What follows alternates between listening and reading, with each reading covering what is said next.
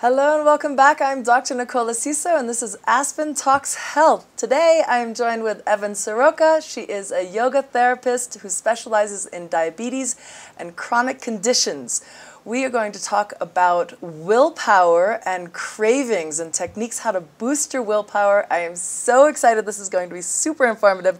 Welcome, Evan. Thank you. Thank you for having me here today. My pleasure. We have had a conversation before, and I just want to honor you at being such an elegant speaker. You have a masterful way of articulating such complex concepts. So I'm very grateful that you're here.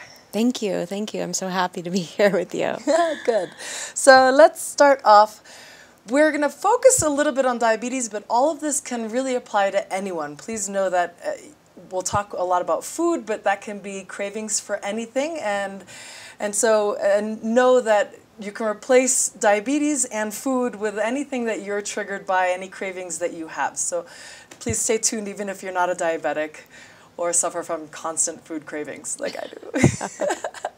So let's start with, what are the triggers for you when it comes to food cravings? Like, is there certain emotions? I'm putting you on the spot. Yeah, no, it's fine. Are there certain emotions or things that you experience that drive you to want to eat? Yeah. Well, being type 1, Yes. your blood sugar has a huge effect on food. So if you're running low or hypoglycemic, there is a ravenous desire to eat because you feel like you're bonking or you're lightheaded. So it's almost slightly distinct from a craving. It's more of a necessity. Right. That if you don't eat something, you'll die. Right. And so often I find that when I'm running low, it's easy to just go for whatever's there. And not always think about what it is that I'm putting into my system. You go for what's there, what's going to bring me up as soon as possible to feeling normal again. Right. So that's a big one for me. Right. I experience also as a type 1 diabetic that I crave especially sugars when my sugars are high. And I wonder, you would think that the brain would naturally know, your sugars are high. Right. That's not what you need right now. Right. And yet that's when I'm like, chocolate! Like, cravings. Absolutely. How do you deal with it? How do you deal with it? Well, you recognize, is it really happening, what you're craving? So when I'm high and I might be craving something that I know is going to make my blood sugar worse, I think about how I would feel if I would actually eat that thing.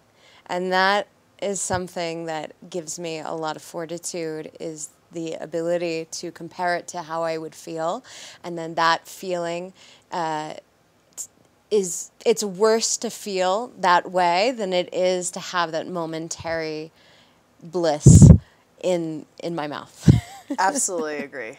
Yeah. So it's choice. Right. And that's what I rely on. And thinking of the aftermath, essentially. Yeah. How are you going to feel? How is this going to make me feel? How is it going to make me feel? And I think we have that around a lot of things. There's lots of guilt. There's good and bad. There's labels to the kind of food we eat. Beyond diabetes, just in our culture, like, you go in any direction. Carbs are good, carbs are bad, fat is good, fat is bad. And it's so complex and confusing, and it's easy to demonize food without thinking about, is this food good for me? Whereas it might not be something that works for you. Even as a type 1 diabetic, your digestion might be better with something than mine would be, or vice versa. Right. So it's about becoming more aware of your own unique system and observing how certain things affect you in a different way, and then applying awareness to what you're doing. Right. Yeah. Right. Is there a moment where you try and uncover the trigger? Do you take that time? Or I love the concept of the aftermath. I mean, that is so, even like alcohol or wine, you get triggered, you crave something that you know you probably shouldn't have. Yeah. And then if you have a moment where you stop and think, how am I going to feel after? I think that's so key. That's key. I mean, that's self-awareness. Right. And that helps to promote self-discipline. Right. But looking at the trigger, for sure. Absolutely. I mean, it's so common when I feel ungrounded or less than stable, emotional, or I'm avoiding something. Yes. I go straight to my kitchen. And so just to notice, what is it that you're doing? I mean, it could be food, it could be drink, it could be TV, it could be anything. We reach outside of ourselves to fill the feeling of a void. Right. And so the more clear and perceptive you can be in your patternings, the more awareness you'll have of why you're doing what you're doing. And when you have more awareness and clarity, then you have more choice, I think. Beautiful. So true. So there are many times as a diabetic that I feel that I'm doing everything I possibly can. I feel like I'm doing it all right. I'm exercising, I'm choosing well food-wise, and yet I still get a high blood sugar reading or something, and it's just, it feels defeating is the word that comes to mind. Absolutely. I feel like it triggers the not good enough sense. How do you deal with that? Well, when that happens, I usually excavate a little deeper. Are there some other mistakes that I'm not seeing? Potentially with insulin quality or site, you know, if you're using the same site, the same area of your body where you're injecting or using an insulin pump, how that might affect your absorption rate. Right. When did I take insulin in relationship to when I ate? And then if I cannot still figure out what it is, hormones have a huge factor, then I chalk it up to surrendering. Because there's no point in holding on to something that you can't find a cause for. If you can't figure out the cause, nor can you infer the cause of it and figure out how you can change that, all you can do is relax around it and forgive yourself because you're doing the best you can. And that's it's an active intentional thing that you have to apply, because what stays in your system, the self-deprecating thoughts, the negative emotions, the feeling of less than, it all stems from a desire in all of us to be enough, right? And so when you hold on to it, then it's only yours. So it's choice again. Yeah. Yeah, that makes sense. Yeah. That can be applied to so many things. Oh, it's everything, right? Yeah. Yeah. You can only push so far, and then you have to kind of let go and be in acceptance. Yeah. And do your best, and and then accept. Wonderful. So, what are some techniques that you use to boost your willpower? Like when you're craving something, or what's some of the discipline, or what are some of the thoughts, techniques that you can share? Yeah, well, I always ask myself, do I really need this? What is it that's underlying, again, as you mentioned, where is this coming from? And sometimes if it is just a craving, and I don't want to negate the craving, if you will, I want to give in to it a little bit. Right. I'll just boost the quality of what it is that I'm craving. How do you do that? So if it's chocolate, for instance, I love chocolate. Me too. I cannot live without it. Instead of just getting a run-of-the-mill average chocolate bar, maybe I'll go buy the $15 chocolate bar, and then I'll have a little bit of it. Right. And it's the best quality. Nice. I like that. Or even fine tequila.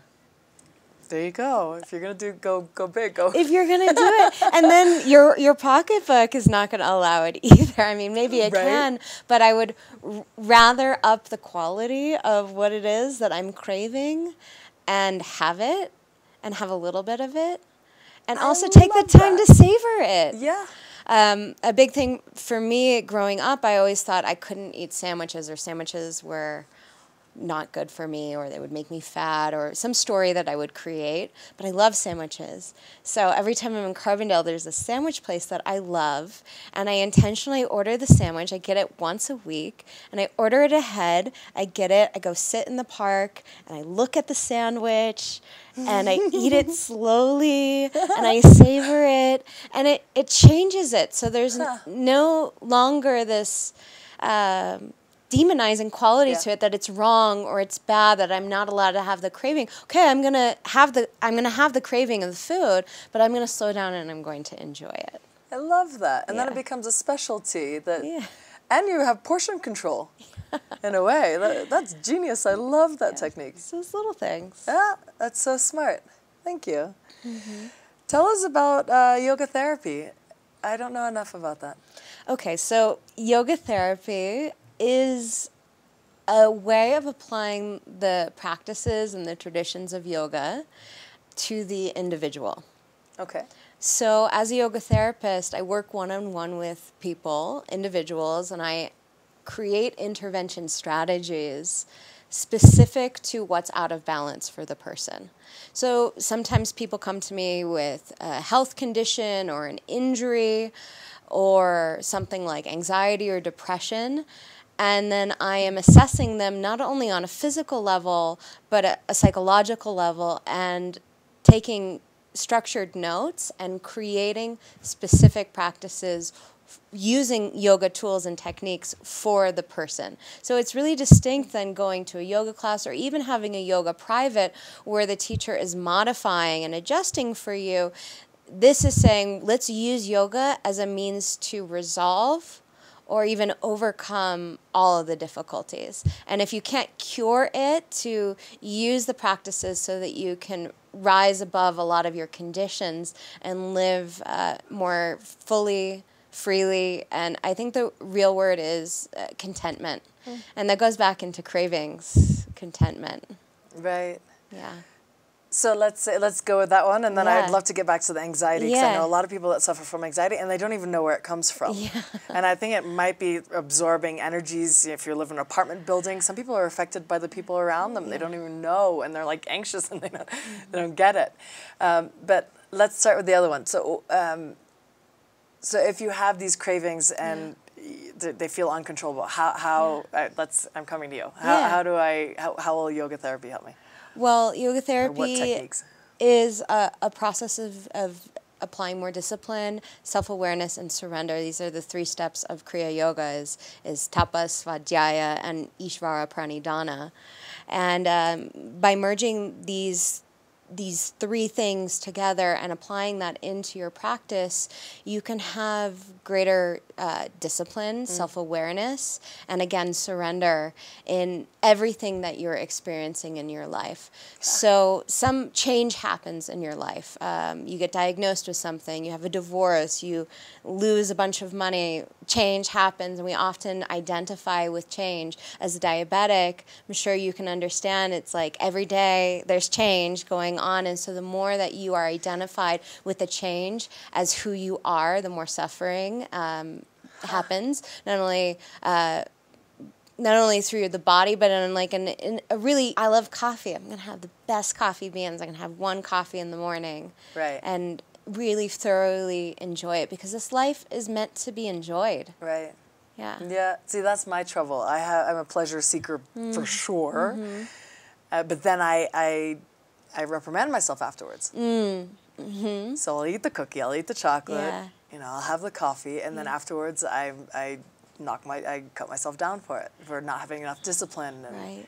And that it's not even about what you ate at that point or what you did. It's what you think about afterwards. Right.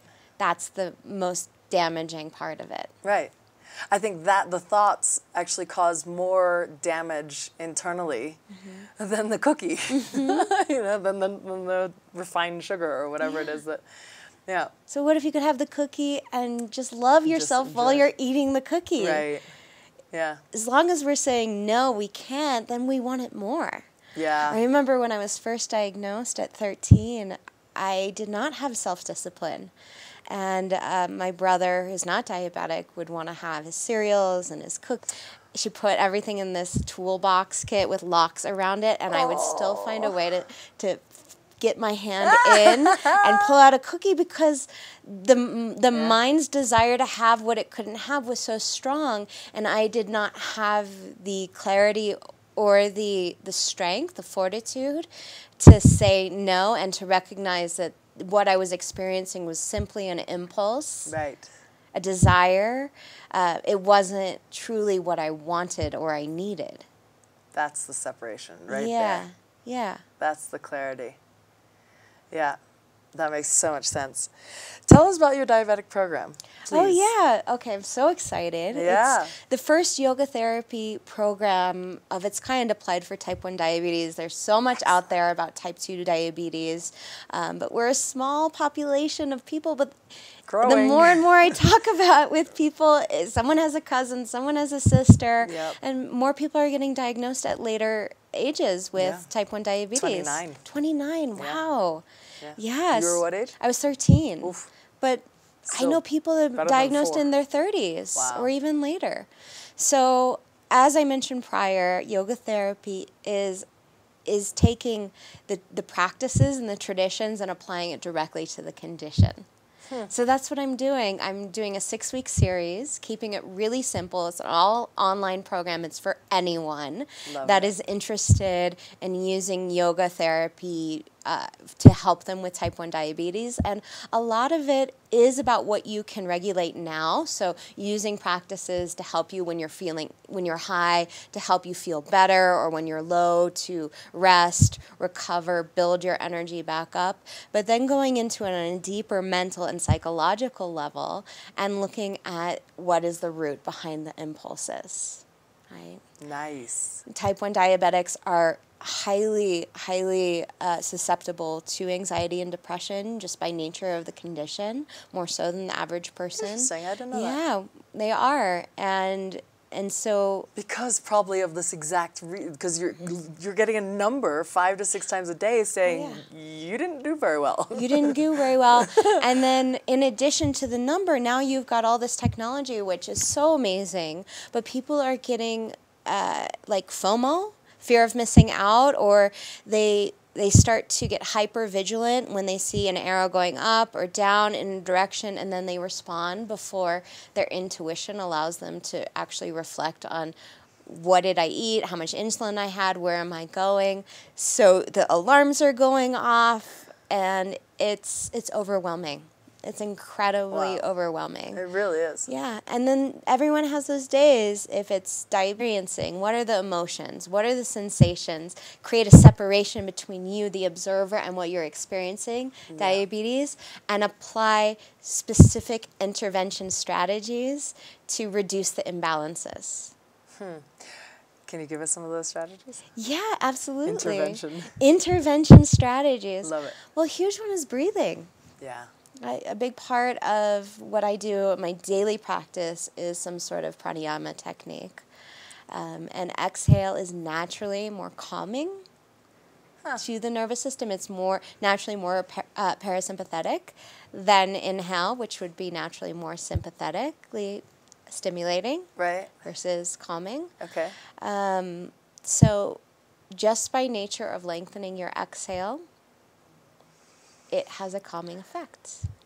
So you could inhale just normally, and with each progressive breath, try to lengthen your exhalation a little longer, without forcing it, of course. That's the caveat. Right. Anytime we try to do something, the mind wants to really try hard. So there's this balancing of putting effort into it, but also staying relaxed. That's the point. Yeah.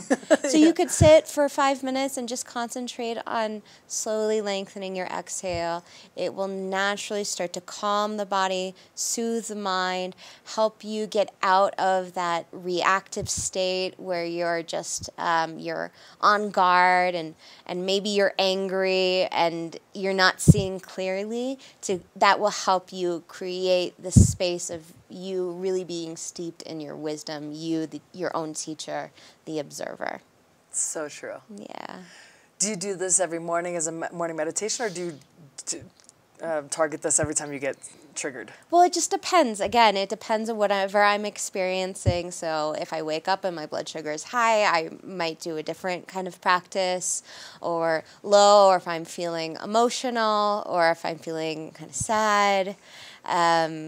but every day I get up first thing and I sit, and that actually, how to have the motivation to do that? Well, the motivation is I know the difference of how I feel and how I respond when I don't. Yes. So every day, I won't lie to you, after doing this for a very long time, I still wake up and there's a part of me is like, oh, well, maybe not today. And then that other part of me, that willpower is actually stronger now and says, no, if you don't do it now, you're not going to do it. Right. And if you don't do it, you're not going to have as much strength and calm and perceptiveness for you to go through your day. So you don't waste a day. Right. Yeah, when you see the benefits so clearly after giving it enough time to show up and really show you how much it benefits you, then yeah, you know you don't want to miss it. But it takes time to refine that. Right. I have a lot of clients that start working with me, and I'll give them practices, and for a few months, really depending on the personality, they might not do those practices, but then surely they start to do it, and then they start to notice that they feel different. Yeah. They feel better when they do the practices. So that's the impetus to continue to do it. So that when they don't do it, they're not hard on themselves, but they notice that they feel different. Yeah. And that's giving the individual, either if you've got diabetes, you've got MS, you're just a regular human being in this world wanting to live more authentically and freely, it gives you the power to influence change. Yeah. Because change is always happening, but if you can harness it and move it in a direction that's best suited for you, then you're more powerful in all of your choices. Love that. It's so true. All right, we have one more minute. Do you have one last tip that, like, what other strategy that would you recommend for like a morning meditation? Is there any other? Yeah, well, you know, I always like to practice a little bit of movement before I sit. Right. So anywhere from 10, 15 minutes of some forward bending, side bending, backward bending, but breathing so you can prepare your body, prepare your energetic body as well to sit. Do a 3-minute rest on your back, like Shavasana, and then get up, sit up, and tap in just to your normal breath. Observe the normal, automatic, involuntary breath, not trying to breathe it, just observe it right here.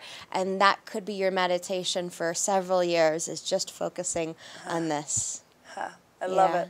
Evan, thank you so much. Thank you for being here. Thank you for everything you're doing. And I look forward to supporting your program. We'll have that up on aspentalkshealth.com. You guys can go there, and I'll have that link for you. And I'm so grateful. Thank you. Thank you. Thank you for having me. My pleasure. Cheers.